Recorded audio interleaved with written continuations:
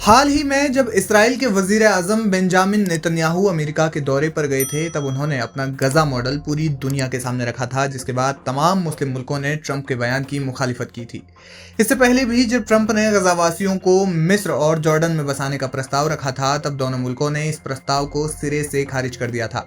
इसके बाद मुस्लिम मुल्कों में तमाम बैठकों का दौर जारी है और अब बड़ी खबर यह है कि इस मामले पर 5 मुस्लिम देश एक हो गए हैं। इसी हफ्ते 20 फरवरी को सऊदी अरब में एक समिट यानी कि एक बैठक होने वाली है। इस समिट में डोनाल्ड ट्रंप ने गजा को लेकर जो प्रस्ताव रखा है उस पर एक गहरी चर्चा की जाएगी। जिन 5 मुस्लिम ममालिकों के बीच गजा और फिलिस्तीनियों को लेकर बैठक होनी है, उनमें सऊदी अरब, मिस्र, जॉर्डन, कतर और यूएई शामिल हैं। बताया जा रहा है कि 20 फरवरी को होने वाली बैठक के बाद 27 फरवरी को मिस्र की राजधानी काहिरा में अरब लीग की बैठक होगी और इस बैठक में भी इस मुद्दे को उठाया जाएगा। कहा जा रहा है कि फिलिस्तीन के राष्ट्रपति महमूद अब्बास भी अरब लीग की इस बैठक में शामिल हो सकते हैं।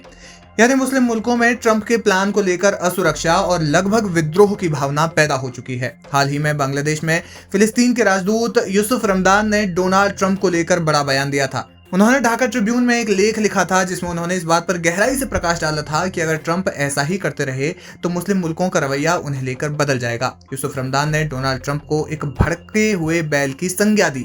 उन्होंने कहा कि ट्रंप अपने दूसरे कार्यकाल के दौरान एक भड़के हुए बैल की तरह हो गए हैं जो दाएं और बाएं मारते हैं।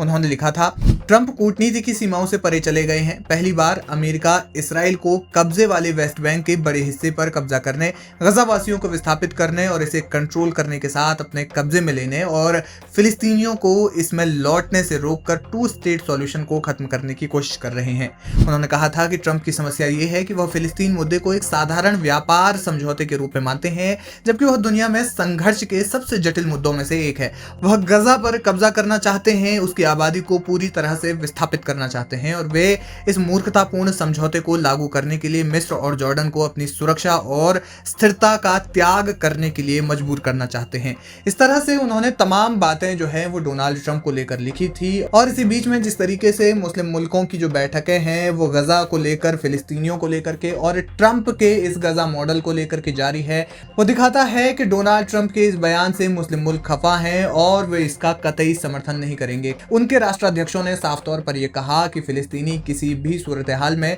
अपनी सरजमी को नहीं छोड़ेंगे, क्योंकि उन्होंने अपने घर पर ही रहने के लिए इसकी भारी कीमत चुकाई है। बहरहाल देखना यह होगा कि मुस्लिम मुल्कों की बैठक में क्या कुछ सामने निकल कर आता है।